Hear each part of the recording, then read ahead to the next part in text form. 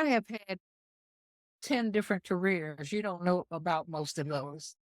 And I would encourage everybody to treat their skill learning as like they're grocery shopping and they're filling the cart. And you don't know what you're going to do with these mushrooms. So I think we should all be gathering as much knowledge, as many skills, as many connections as we can as we move through life, not to narrow ourselves unnecessarily and just gather things because you never know where it'll lead you. There's nothing in my early life that would have told you that I would end up being a global health professional. Nothing. Mhm. But that's where I wound up. And it was because I had gathered skills over time. And everything that we do, whether it's our paid work or our volunteer work or our fun work, has a social justice component to it. And the way that we act, the way we treat others, um, all of that, everything matters. All of my life, I've had absolute strangers ask me, was I a teacher? And I always said no. And I think I was a little insulted because, I was trying not to, have like Black women were teachers, social workers, and nurses. That's all we could do. And I was trying not to fall into that. And I later realized that whatever my job title is, I have always been a teacher. And Mm. so the last time it happened, I was actually in Indianapolis, Indiana, visiting a cousin, and her mother-in-law came over. And 20 minutes into our conversation, she said, "Are you a teacher?" And for the first time, I said, "Yes." Nobody can tell me why they say that, but I've finally come to recognize and accept that your job title doesn't have to be teacher to make you a teacher. And I'm a teacher. What can I say? I didn't choose it. It chose me. This is Social Justice Origin Stories. I'm your host, Rolando Thompkins-Jones. Social Justice Origin Stories is a storytelling project that highlights personal stories and defining moments that have inspired individuals and organizations to labor for equity and social justice.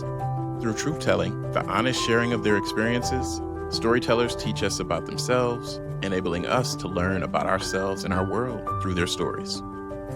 By reconnecting with pivotal moments of activation in their lives, they invite us to do the same. At Social Justice Origin Stories, we believe that there's power in storytelling and lived experience is experience. There's room enough for all of us to do this work. There are many ways to contribute, and our contributions don't need to be the same. We can enter and remain engaged in the work using the gifts that are special to us while supporting others and using theirs. We have the capacity to grow and change for the better when exposed to new information and experiences. We believe in our inherent worth and capabilities, and we possess the power to inspire and create change within ourselves and others. We can transcend the confines of the status quo to imagine and design more equitable and humanizing systems. Thank you for joining us today. I am really honored and appreciative of having today's guest with me, Chinyere Neale. I've known Chinyere from my past work at University of Michigan in their School of Public Health. While you're here, I'll just talk to you directly. Even outside of that work, I've just appreciated you just for being who you are. So I talk about, through truth telling, the honest sharing of their own experiences. We have that ability to teach others about ourselves, but then folks who are listening can learn about themselves too.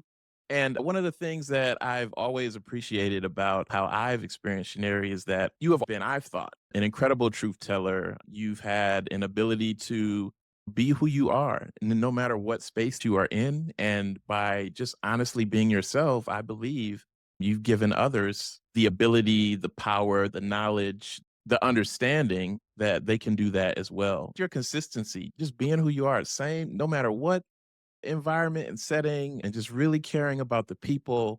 I have Ubuntu in the signature of all of my emails. I am who I am because of others. And honestly, you just being yourself in every setting, your kindness and your truth telling has been an influence that I haven't forgotten, even though it's been some years since we've talked.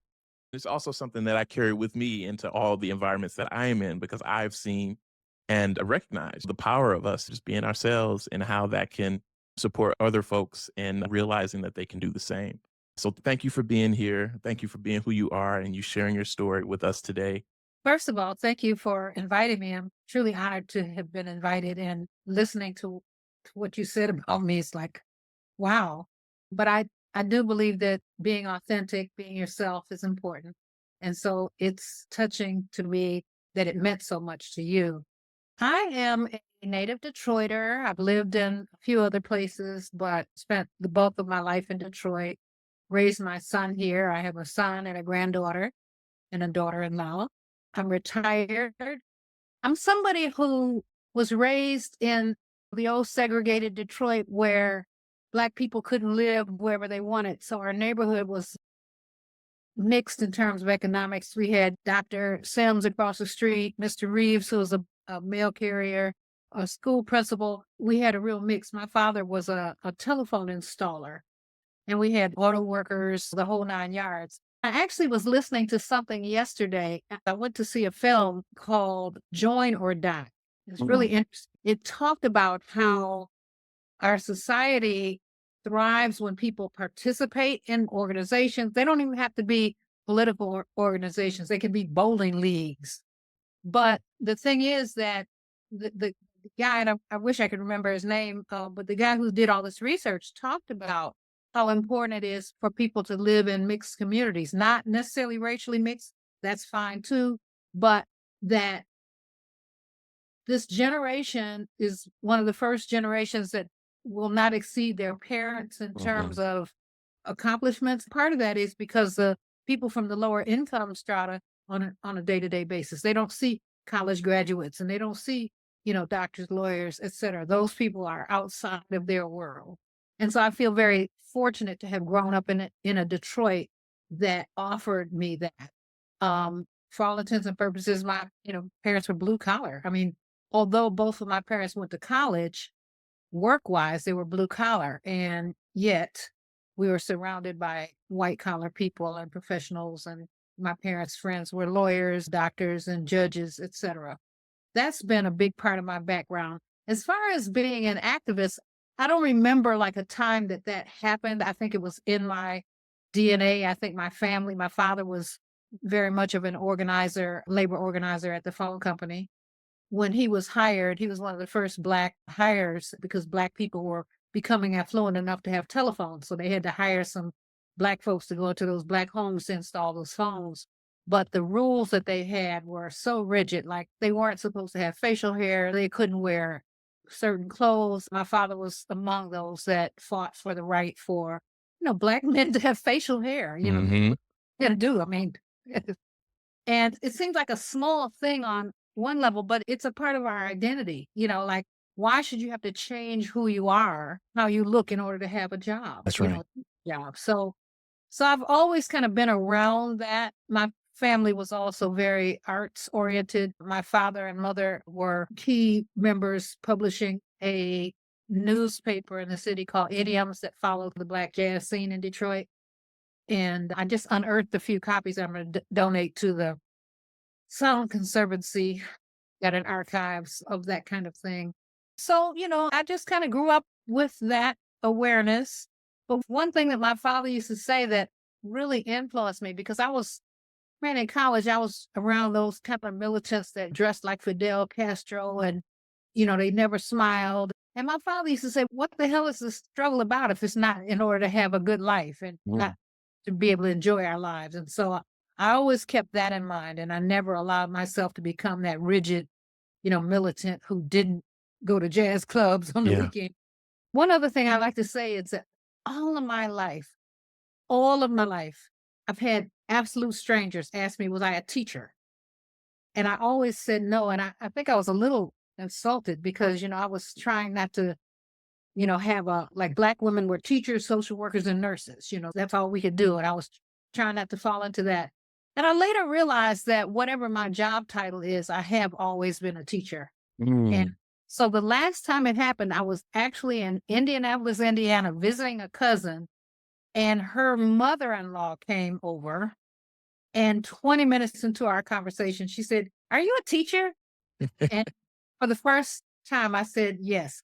Nobody can tell me why they say that, but I've finally come to recognize and accept that your job title doesn't have to be teacher to make you a teacher. And I'm a teacher. What can I say? I didn't choose it. It chose me. I didn't choose it. It chose me. after all that time of originally not wanting that description for yourself, what do you think was the shift to where that one instance that you were there and then they asked you and you said yes? What do you think was the thing that led you in that way, where you were able to then say yes to this? A couple of things. First of all, I recognize that teacher is not necessarily a job title, but also I've been working for decades by the time I decided that I could accept that. And when I look back, I mean, there are thousands of students that I've worked with in various roles. I wasn't their classroom teacher. I didn't give them a grade, but I have been in the lives of so many students in various roles, and all of them consider me their mentor Mhm. or teacher. And I hear from hundreds of them even today. I mean, I was on Facebook this morning and I've got a former student who just made full professor Wow. at, at a good university, Yeah. and not at one of these Trump U or anything. These are people who, like you, can tell the specific thing that I said to them or did for them That's or right. that helped them in their mind get to where they are. Now, in my mind, they got there because they had what it takes to get there. But if I help them believe that they had it, that's important. If I help them understand that they have it, that's important. If I help them have the confidence that they had it, that's important too. I couldn't get them where they are because they had to have that skill, that knowledge, whatever it is. But if I help them believe that they could do it, then I was a teacher. That's right, and that means something. That means something to them, and I'm glad that you've gotten that feedback too, and I was happy to share, your influence with me. I'm also glad you've gotten that feedback too, because I see it. I see it. I've saw it often and still continue to. And I just feel like you have so much knowledge and experience and just the way that you tell stories too. And, I was born and raised in Detroit as well. So you know so much about the city and the history and all the ways that the city's changed. I've seen some of your Facebook posts and just describing different things about the city, differences in terms of what it is today and how it was, and just such a wealth of knowledge and wisdom. So I'm glad you got that feedback from others as well. I thought that was so significant. You're going from this place of originally, it's like, no, that's not really something I would say. And then realizing, wait, yeah, it's not a job title, actually. It's so much more than that. And so that's incredible. So as you're thinking about some of your own origin stories, some of the story that you're sharing with us today involves your experiences at University of Michigan, working in reproductive health and experiences you had there to receive some important ally trainings. Well, when I was working in the student affairs part of University of Michigan, because I was working in sexual health, I encountered a lot of LGBTQ students who were struggling actually with getting appropriate services at Mm, the university's student health service. If you do sex ed, the LGBT students come out. They're interested in that topic. They don't assume that they know everything like a lot of other students assume. I attended this ally training, and this particular ally training was special in that they brought some people in from somewhere else. They weren't just local U of M folks doing ally training. They brought in, and I don't remember who they were, but they were very good.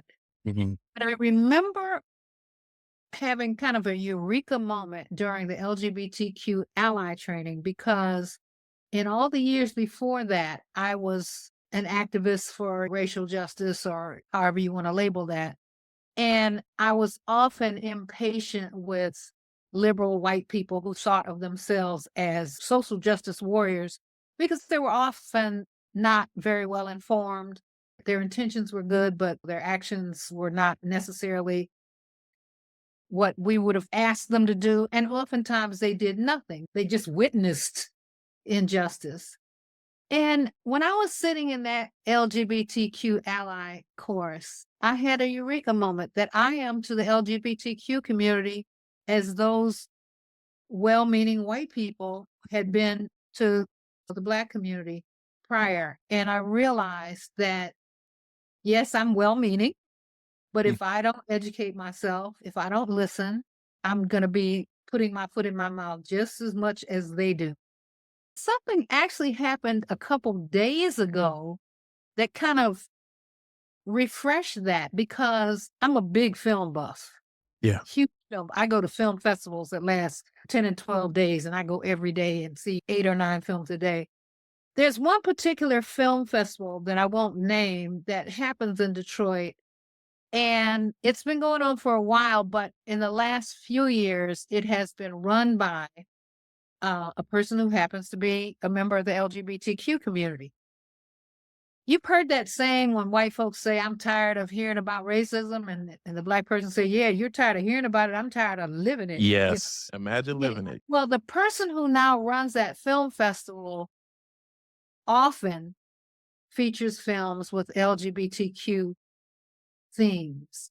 And man, I almost did it. I almost said he has a right to do that. So as if I was running a film festival, I'm sure that I would be showing not necessarily exclusively black films, nor does he show exclusively LGBTQ films. But the point being that there's a lot of information out there that the rest of us don't have. Yeah. And so we don't have any right or any business saying, I've had enough of that Mhm. until we're completely educated, which is never. Then more information is always going to be useful and important, especially for those of us who consider ourselves to be progressive. We can't say, I've had enough. I've learned enough about that issue. I've learned enough about that community. I'm done. I'm woke. Mhm. You know, no, we're all awakening. None of us are fully woke. I don't know everything about black folks. And That's I've right. been black 71 years. Plenty of stuff I do not know. But the point I'm trying to make is that even now, even in the last week, I had to remind myself that, yeah, there may be more films in that series about that particular community than there were before he was running it. But so what? We need to see those films. Those are Mhm. stories that we need to hear. Yes, there are still coming out stories. There's still all kinds of stories. Sometimes they're humorous, sometimes they're serious. But yeah, so it's an ever and a never-ending classroom. Let's just put it that way. Mhm. A never-ending classroom. And I also think about the importance and the power of being able to see yourself or your lived experience represented on screen, you know? I've even shared with family in different ways, like, some of y'all are having those responses, but then I'm also like, okay, well, when Star Trek first came out, when Sidney Poitier, that slap that was heard around the world that people say, like, I'm sure there's a lot of folks like, look, they playing a lawyer or a teacher, or they got a black person playing this. And so the power of being able to see oneself and one's lived experience, even potential of that, one's lived experience and how that can expand our capacity and understanding what's possible. And then also like what's existed as well, too. Folks are actively here, been here a long time. The stories now are getting some spotlight too. Well, and there's so much variety within our own society. I grew up in Detroit, as I mentioned, and I had a black doctor. Hmm. My mother had a lawyer. We had a black dentist. Mm. On and on. And somebody was asking about our favorite teachers the other day, and the only teachers that I can remember in my elementary school that were not black were the instrumental music and the art teacher. And I know why that is because black folks don't, back then they weren't paying to send their kids to college to study art and music because they didn't Hmm. think living. Hmm. So the art and music teachers were white, but everybody else that I can remember was black. Well, a few years ago, there was a doctor who was doing a visiting fellowship or something at Michigan, and he was from the deep South. And we got to be friends. And I noticed after a while that any space he was in, within 5 minutes, he let everybody know he was a physician. I invited him once. A friend of mine was giving a graduation party for his daughter, and I invited him to go. And, those folks, within 5 minutes, they knew he was, medical doctor. And I came to find out that was a huge accomplishment for him. Becoming a doctor is a huge accomplishment for anyone, but he came from a place where there weren't black doctors. Hmm.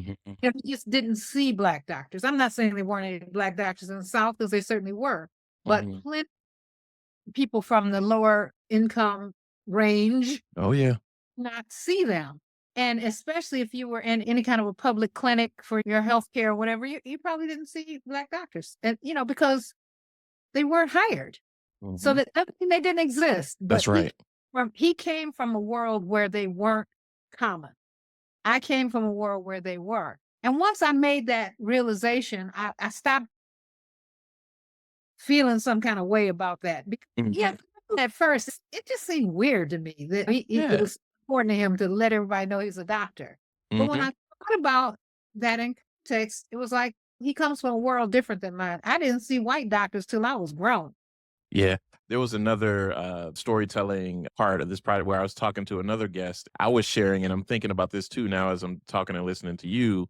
That's one of the things that came with me, growing up, Detroit Public Schools. Just about all the teachers, administrators were Black, from writing and English to physics. And as I'm Yep. getting into high school, took Japanese for what my Japanese teacher, shout out to Paula Dunn, sensei, she's Black as well. And so I didn't necessarily appreciate it as much or in the ways that I do now because being in environments and then also recognizing a lot of kids now today is different. We didn't know what it meant to have Yes. all Black teachers. Right.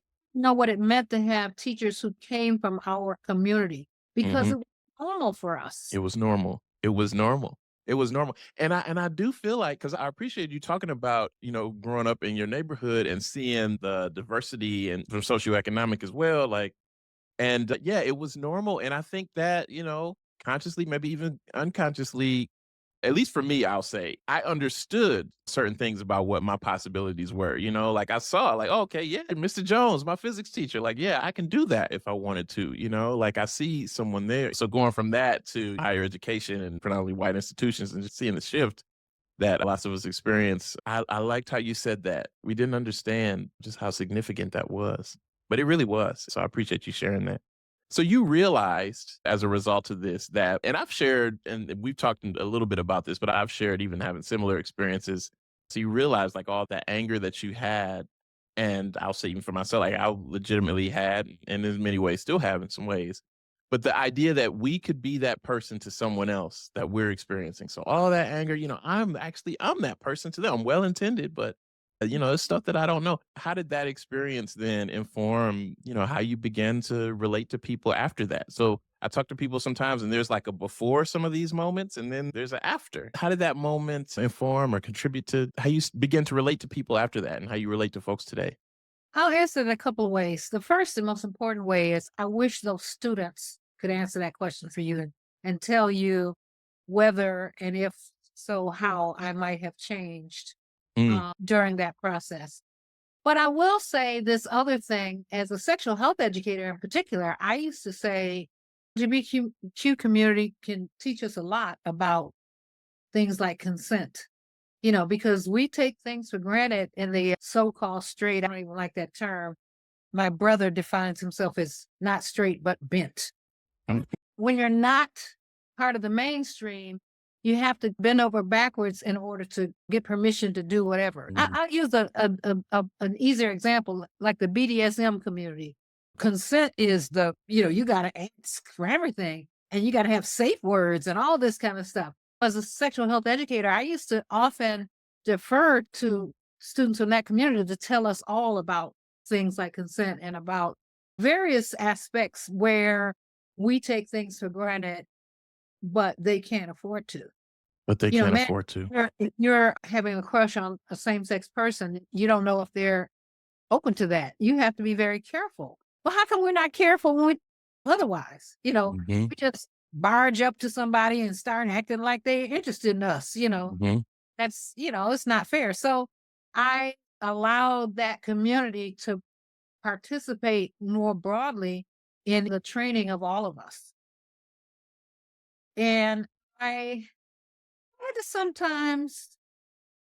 to sometimes check myself on my reactions to things because part of it was generational, part of it was identity. The young generation of LGBTQ students are much more open, and that's a generalization. I'm sure it's not true of everybody, but Hmm.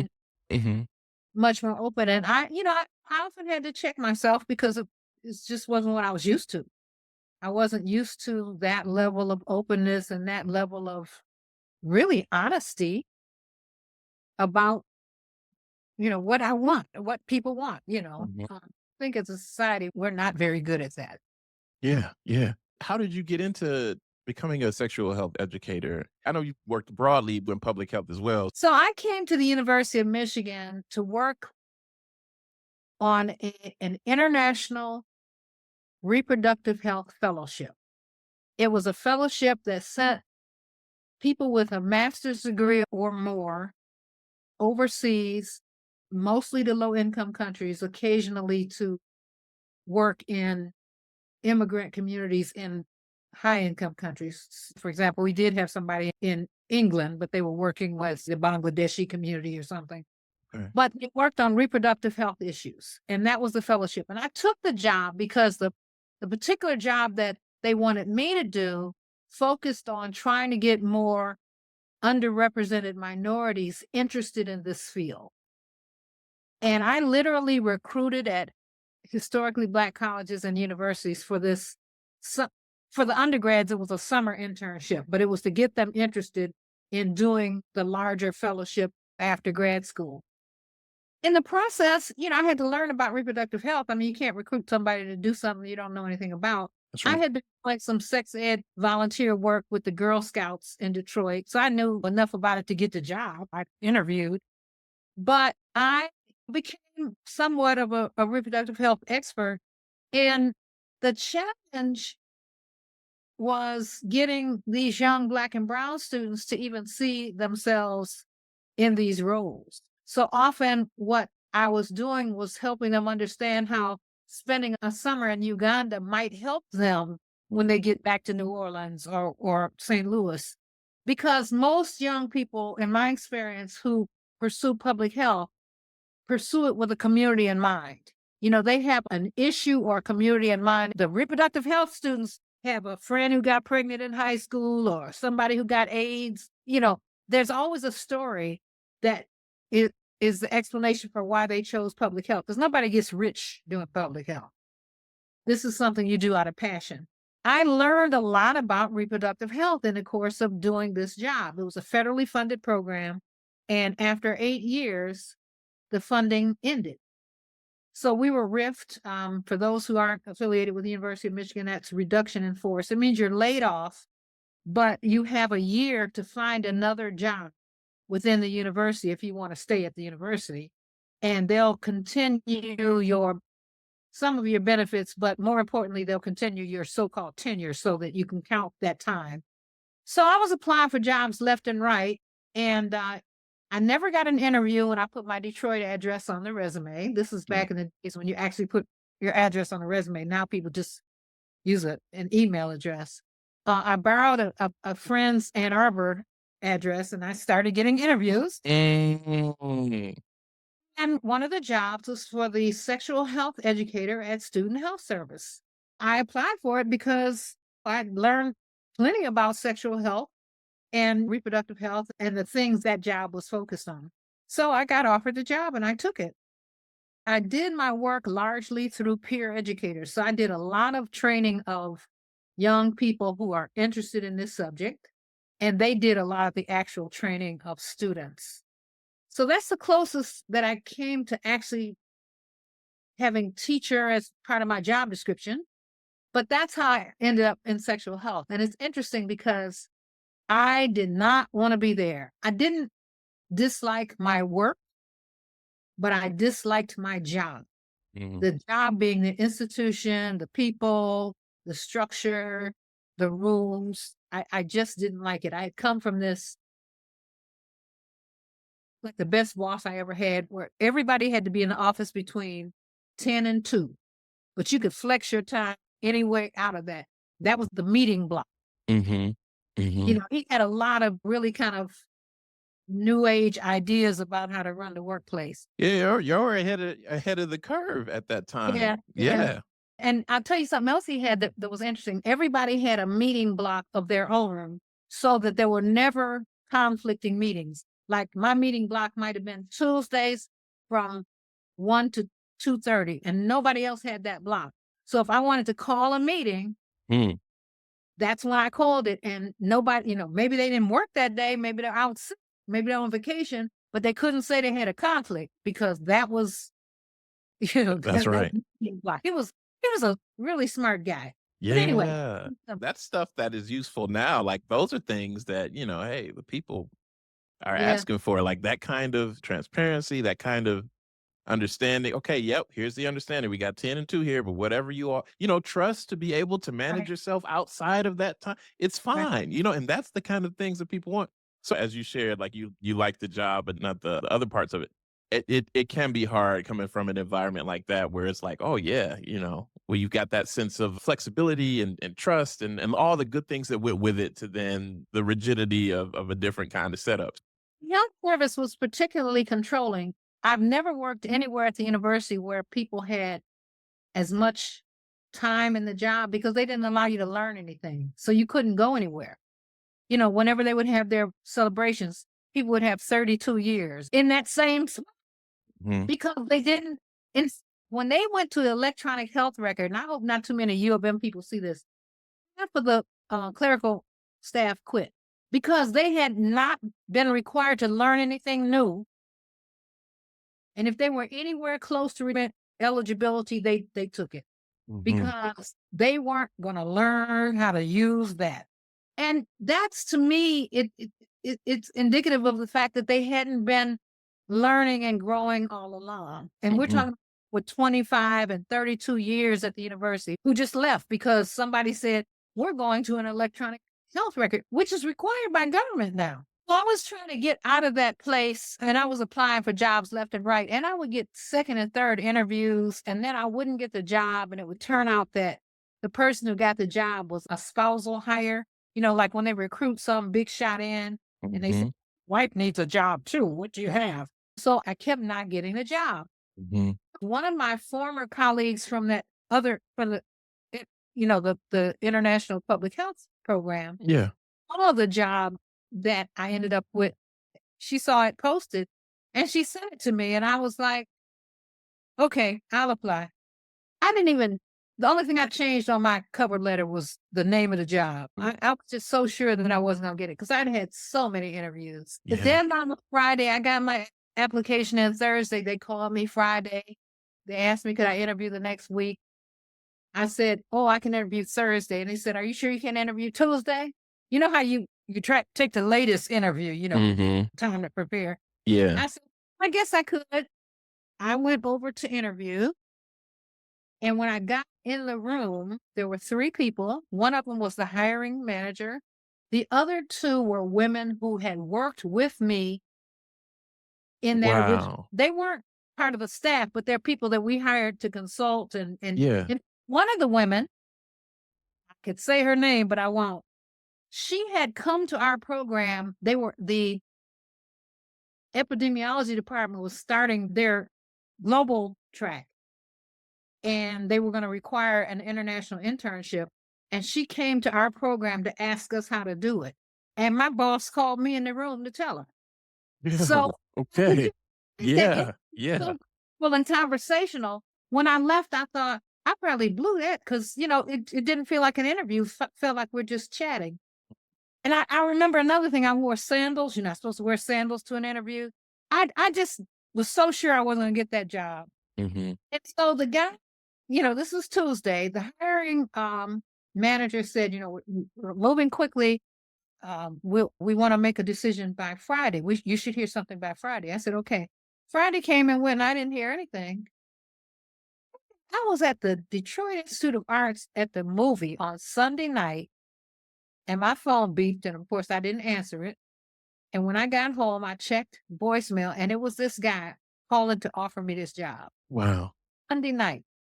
And Mm. it turned out that I had all but one requirement, and the requirement was strong fundraising. And he had gone to the dean and talked the dean into hiring two people, me and Mhm. somebody who did fundraising. Okay. So that's how I wound up in the position that you knew me at. In. Wow. It was the most gratifying situation I've ever been in, like to have your credentials, like that valued. And in fact, they gave me the top of the scale too. The Mhm. it was gratifying. So I came, oh, the other thing that happened is they asked me when could I start, and I was like, I don't remember the exact dates, but say it was September, and I said I could start November 1st. They said, you sure you can't come in October? So they actually negotiated with my boss for me to be half-time there and at my old job for the month of October because they just couldn't wait. Wow. Yeah, yeah, and I hear you saying too, like, "Oh, I thought I didn't get that because it felt so conversational," in the ways that we're kinda told interviews are supposed to feel, this certain I was like, "No, there's no way. They probably wrote me off for all whatever the things you were thinking, only come to find out you did." And I also kind of found it just because I know how much you love movies and you shared that, I also kinda chuckled a little bit to myself as you said, "Oh, the phone rang and I'm in the movie, so of course I'm not gonna answer the phone because I'm not gonna interrupt my movie for this.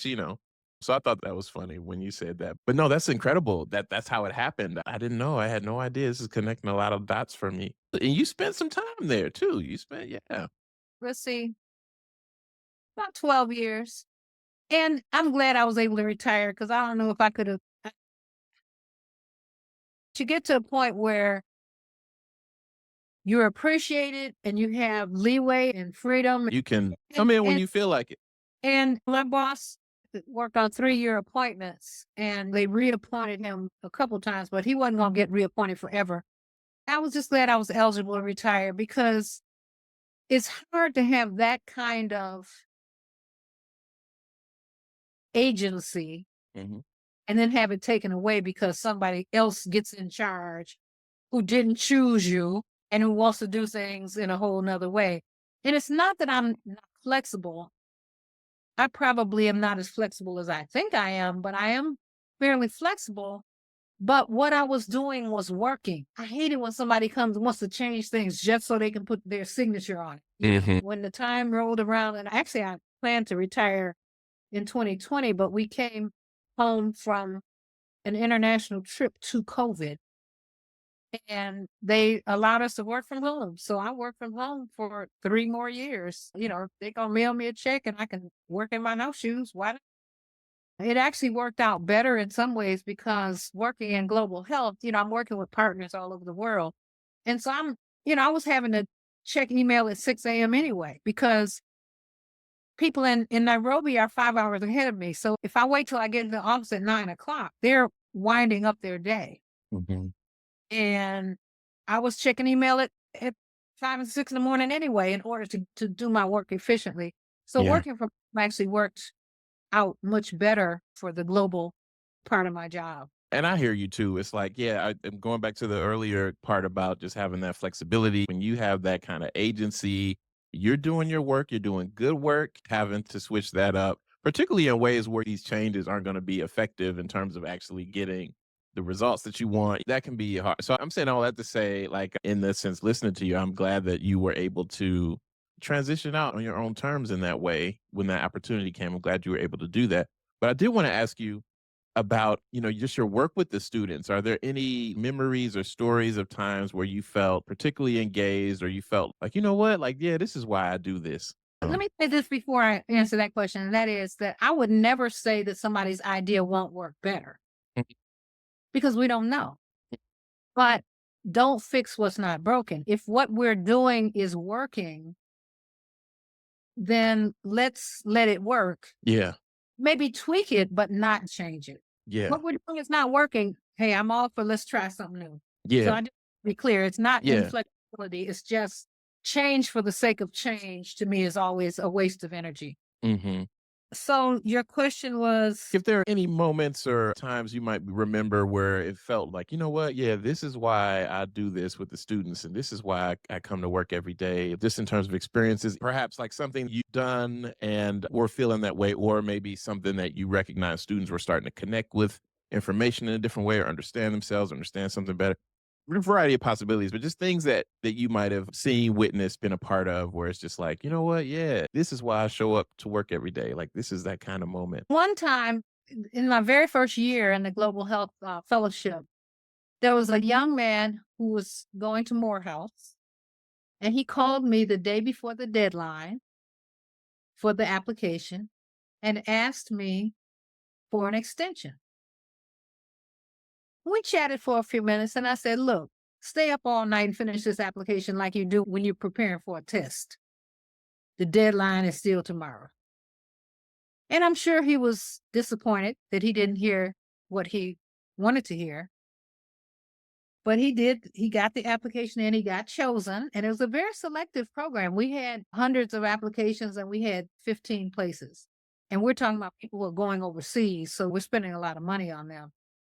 He ended up coming to U of M for his master's and stayed for a PhD and is now an associate dean in the School of Public Health at Harvard. Wow. I'm not taking responsibility for it. I am saying that I made him follow, get his stuff in. And my thing, I'm not rigid in the sense that we're not breaking no rules, but I'm very sensitive to the fact that somebody who got in late could bump somebody who's just as good who got in on time. That's my thing is not, I'm just a stickler for rules. But I've been in situations myself where, they said ticket sales ended at noon and then they let somebody buy a ticket at 12:05 and then that person won the raffle. That's my thing. My thing is not I'm a stickler for rules. My thing is there are lots of people applying for this and they did what they were supposed to do and you could bump them and that's what's not fair to me. I had dinner and hung out with a young lady this summer who was visiting Detroit. She had been a teenage mother and she went on to college to an HBCU in North Carolina. Nobody believed, including her own family, believed that she could get into college. Nobody believed she could finish college. They just didn't believe. And the first time she was ever on an airplane was to come to orientation in Ann Arbor for our program. Oh, she was in Detroit and we went out to dinner and stuff. But just yesterday on Facebook, she was reminiscing about the year that the World Trade Towers were, the attack on the World Trade Towers, and how she and her son were in Ghana when that happened. And I reminded her, you called and asked me, should you take your son to Ghana? And I said, yeah, take your son to Ghana. But reading your post makes me really glad you took him because I can't imagine being an 8-year-old and my mother is across the planet somewhere and something as scary as that happened. Yeah. But during the pandemic, this woman traveled the world working remotely. She would be, I texted her and said, did you hit the lotto or something? Because she was posting Everywhere. She was just everywhere. And she said, oh, they said I could work remotely. So I just decided to work remotely. She literally traveled the world during about 2 years of the pandemic working remotely. And she works in public health. But there are dozens of young people who I feel were impacted by our program and what we were able to offer them. We had a situation one year where we had some placements in Guatemala, Peru, and Bolivia, and then some placements in Zimbabwe, Zambia, and Tanzania. So one of the young women, she's a U.S. citizen, but she had been born in this other part of the Americas. And I proposed for her to go to Zambia. And she said, Miss Neale, I speak Spanish. I would be much more useful if you, I said, look, you're going to Zambia. And she wrote me and said, she got to Zambia and them women had babies tied to their hips just like they do in Guatemala. She felt so at home. Got me. That same year, I sent 2 Black students. I was so thrilled that I had Black students who spoke Spanish well enough. And they went to Peru. And one of them is working, I'm trying to avoid names, but there's a very famous, like media doctor. And she is his assistant. Okay. And she also runs marathons. She invited me to go to Australia with her contingent for some marathon she was running. I didn't go. And there were 3 women who went to Howard together, and they were best friends, and all 3 of them got into the internship. We probably wouldn't have let them all in if we'd have known how close they were, but they didn't go to the same placements. Mm. And they invited me last week to meet up with them somewhere. One of them lives in the Netherlands now, so I'm gonna suggest somewhere over there. So, there have been young people and there've been a few students who I just thought hated my guts because I was mean and all that old stuff. I was talking well, there's a couple students who call me every few months, just people that I literally worked with 20 years ago will call me when they have a job offer and ask me to help them evaluate and that kind of thing. And this one young man, I had sent him to Tanzania, and there was a young lady who went with him, and I never heard from her, and she barely answered emails or whatever. And the last time I talked to him, he said, "Oh, Lillian said tell you hi." I said, "Really?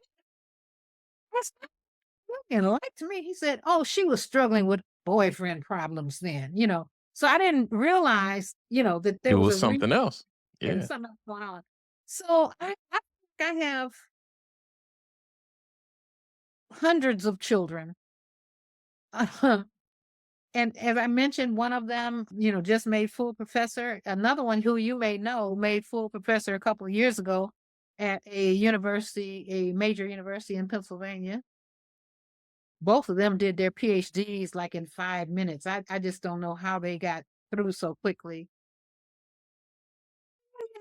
There are several of my former students who have been elected to office. One of them was on Obama's team in the White House working on the Affordable Care Act. When his term was over, she ran for and was the first Black elected congressperson from her district. I have a few former students who are on their local school boards. They're everywhere. And Mhm. some of them are doing fancy jobs, and some of them are doing what we consider ordinary jobs, but they're all making significant contributions to their communities, That's you right. know?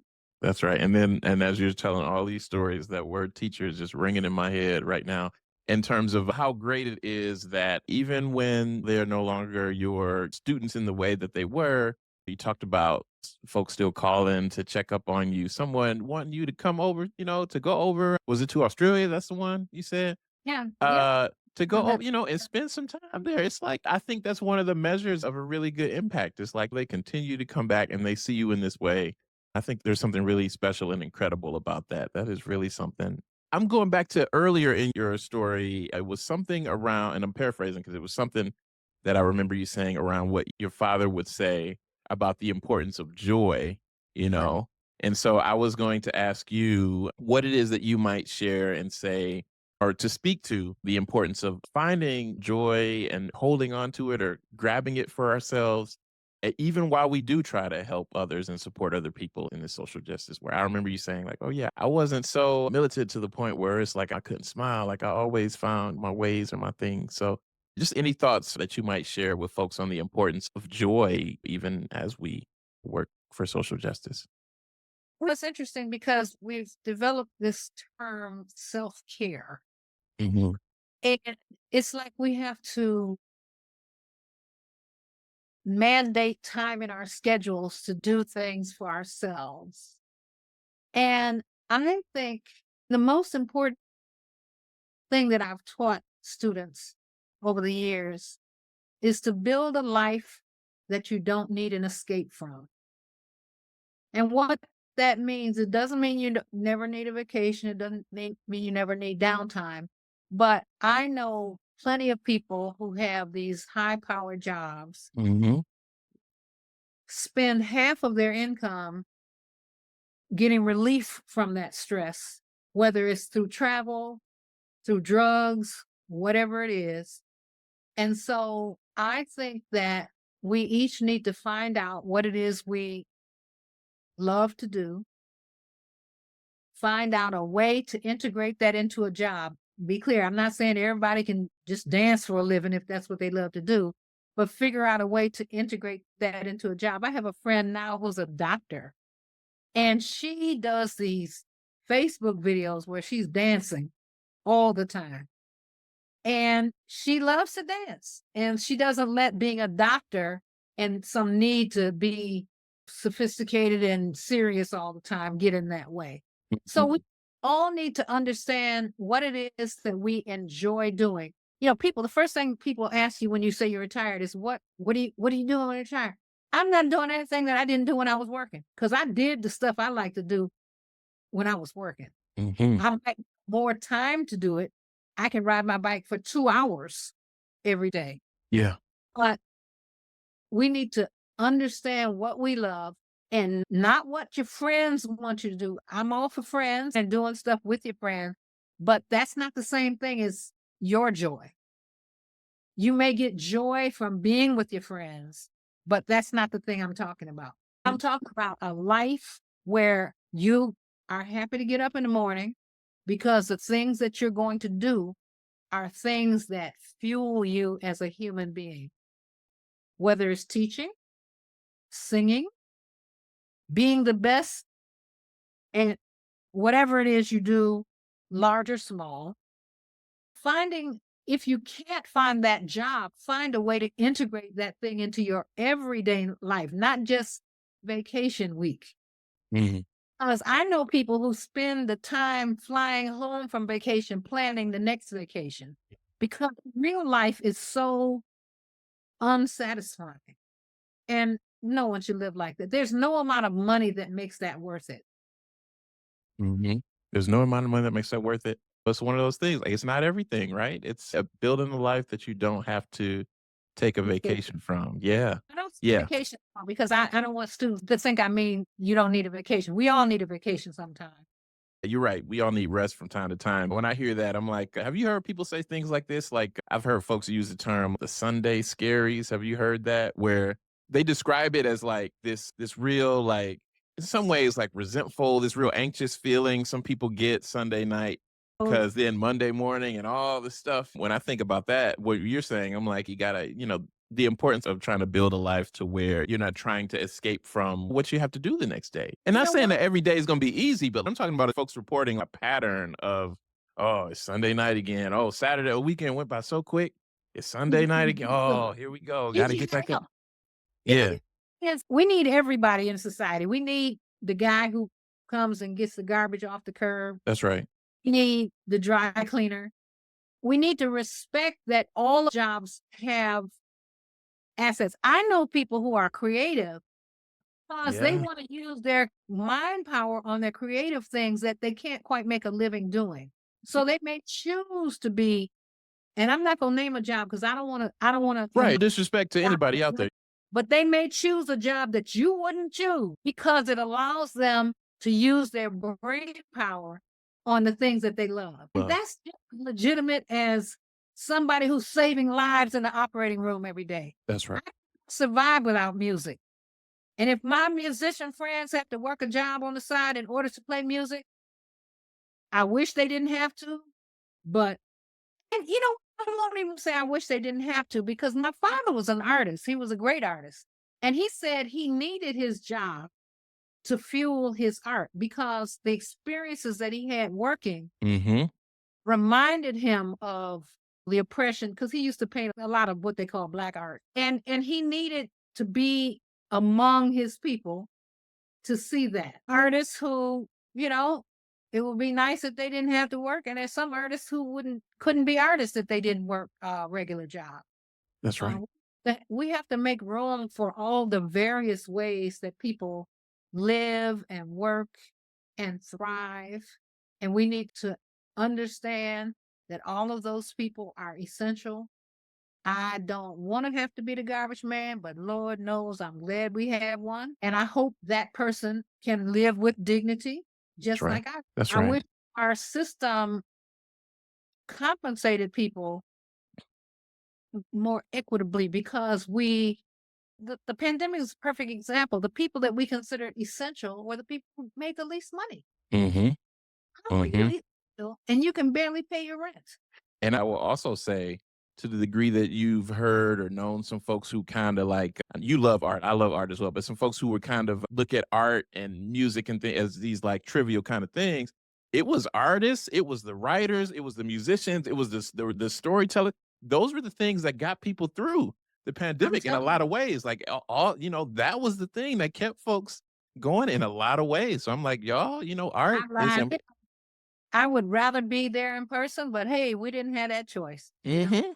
Mhm. Yep, yep, the music kept us going. I was sitting over here because 'cause I'm in front of my computer, so, when you were talking about, the importance of every job, it reminded me of this quote from Martin Luther King, said, "All labor that uplifts humanity has dignity and importance and should be undertaking with painstaking excellence." So this idea that and you said it, all of these different jobs, depending on if it's something whoever's listening, if it's something that you might choose for yourself or not, it all contributes to the larger whole of keeping things running and making sure folks are taken care of.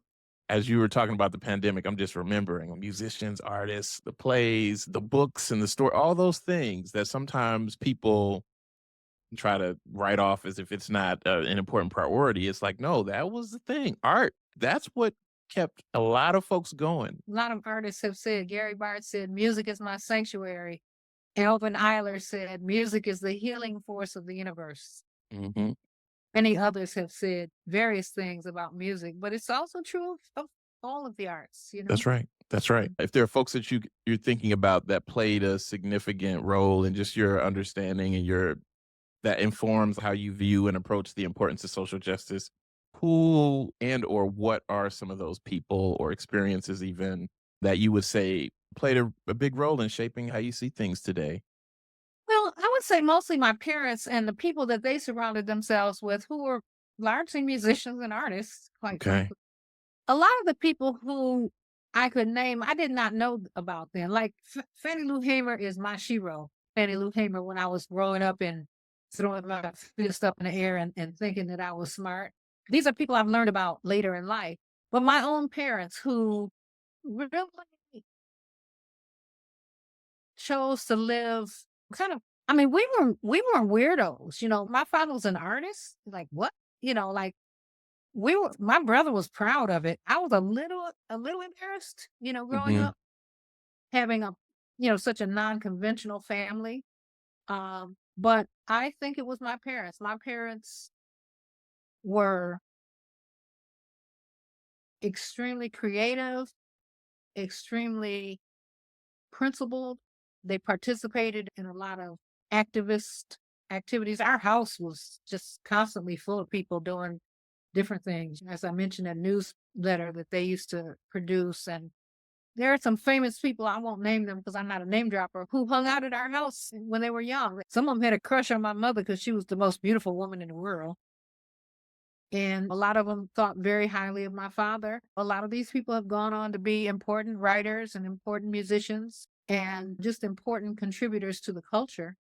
So I say my family. I mean, I certainly knew a lot of people as a young woman, participated in the school walkouts and that kind of thing. I participated in Black student organizations in college and all of that. But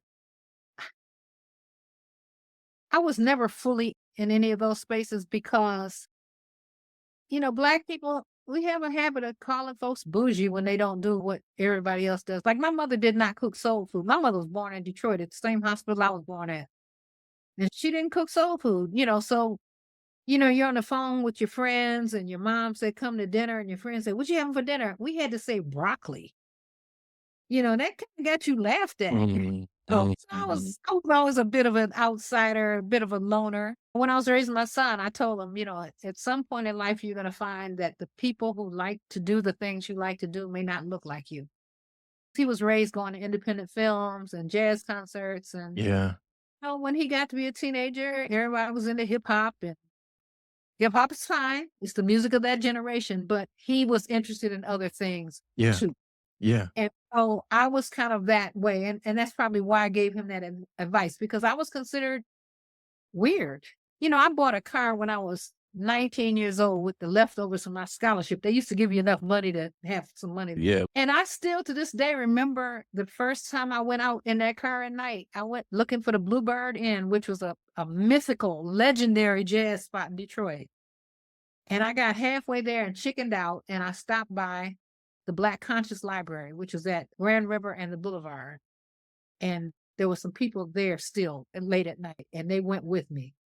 So we went to the Bluebird, and I hung out at the Bluebird when everybody else was doing maybe not Motown, maybe this is post Motown, but I mean, I'm aware of those things, but I was Mm-hmm. deep in this stuff, into Yeah. my own. So I've always been.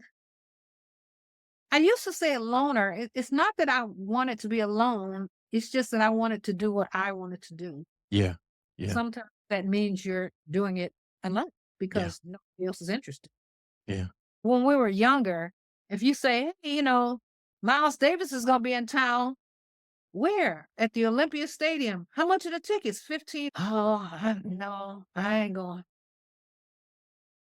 I Well, would. you didn't let that stop you though. You said, no, I want to go see Miles play, And Yeah. Miles is one of those famous, well-known, like, hey, that's an experience you don't want to miss out on. I can tell you, I went to the most unusual concert in the world at the Olympia Stadium. It was Miles Davis, Mongo Santa Maria, Nina Simone, and Sly and the Family Stone. All right now. All right. Like All that right. Yeah, that combination, combination. Yeah, you yeah. know, Hmm. happened. But I enjoyed all four acts. Let's go.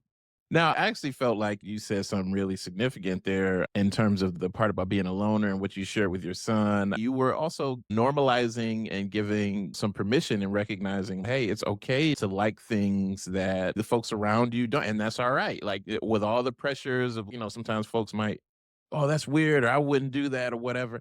It's like, no, it's okay. We're not all the same, right? We're not a monolith. We have My interests. generation, it was bougie. My son's generation, it was nerdy. What I appreciate about hearing that story and what you told him is like, I got from it is like, no, it's all right, and just acknowledge, yeah, sometimes folks might not look like you, but in no way did that say that what you're interested in is weird or it's not right. It's like, no, pursue those things. So then I was going to ask you, because there are folks that might be listening that might have had similar experiences. What might you say to those folks who do have those interests and might be in environments where they might be seen in a similar way where like, oh, this isn't something that I would try or this is weird or whatever, but they have that.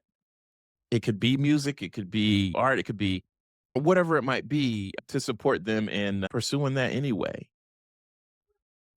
I wish I knew the answer to that. Part of it is find your tribe is the term we use. So, Okay. when you do things, you meet people there who like to do those things. That's I have a good friend now that I ride bikes with sometime who I used to just see at the Detroit Film Theater every week.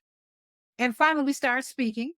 But now we're good friends and we invite each other to stuff and we yeah. go to movies and we go bike riding. So the first thing I would say is you will meet the people who like what you like if you go do the things you like. There'll be people there just like you. The other thing is, do you dislike the things that they like to do, or you just like some other things better? Because it's okay to like more than one thing. Yeah. Like, I love jazz, but I'll go hear Chaka Khan. I'm not going to hate that. Yeah. So I guess what I'm saying is not to be rigid in your likes. I'm not encouraging you to do something that you dislike. But one of the problems I think we have as a society now is that everybody is in their own little hole and they don't want to experience anything outside of that.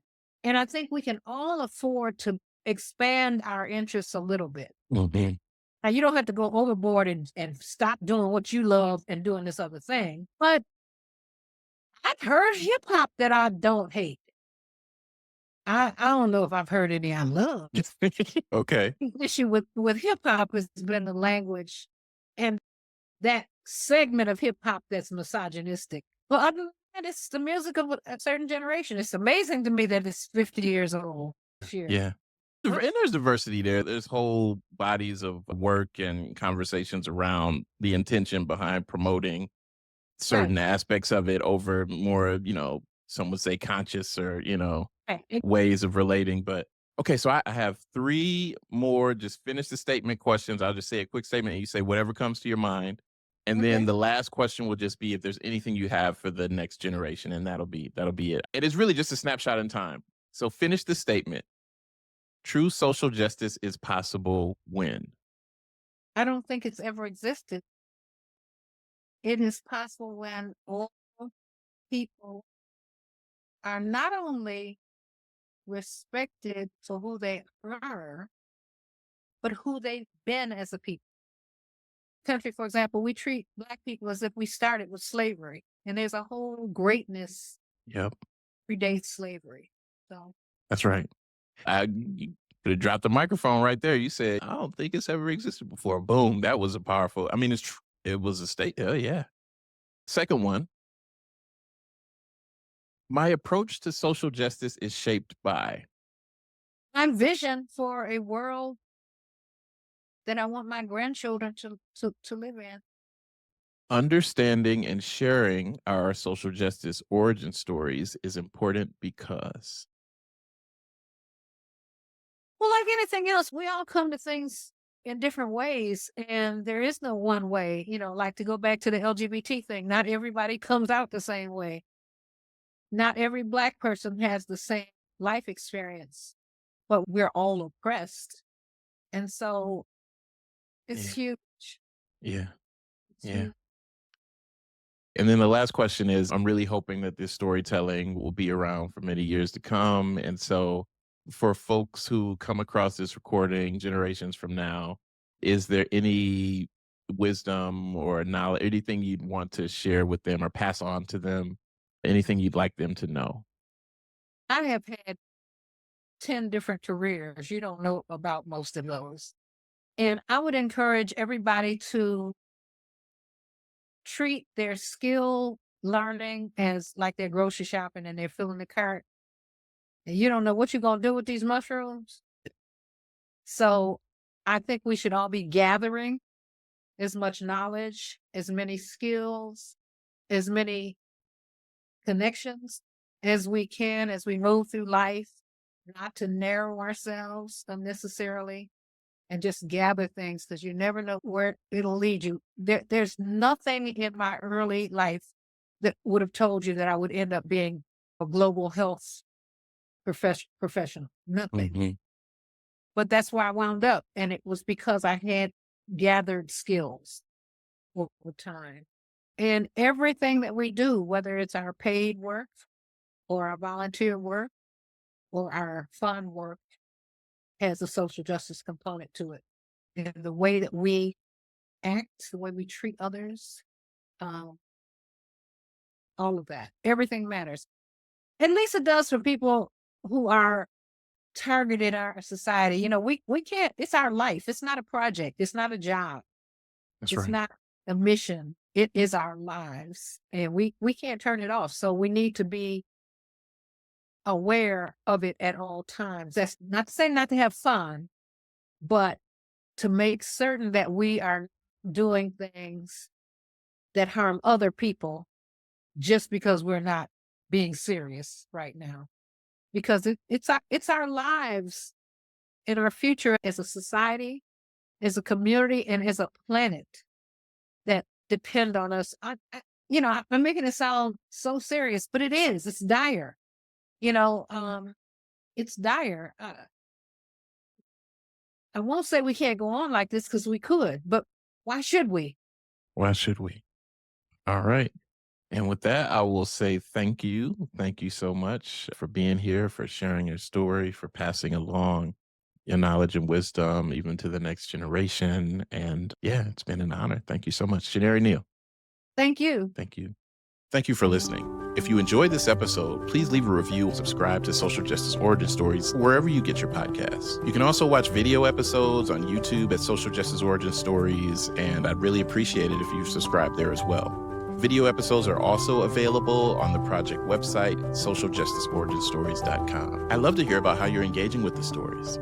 Share your thoughts at socialjusticeoriginstories.com/contact or by emailing stories@socialjusticeoriginstories.com. To support the work of Social Justice Origin Stories, consider becoming a monthly patron. Your contributions will help keep this research going and support its mission. Visit patreon.com/socialjusticeoriginstories to learn more and to make a contribution. Again, that's patreon.com/socialjusticeoriginstories. You can start or stop anytime. Social Justice Origin Stories is edited, hosted, and produced by me, Rolando Thompkins-Jones. Many thanks to our storyteller this week and the many storytellers who have contributed to this project. And thank you for joining me this week. Take care.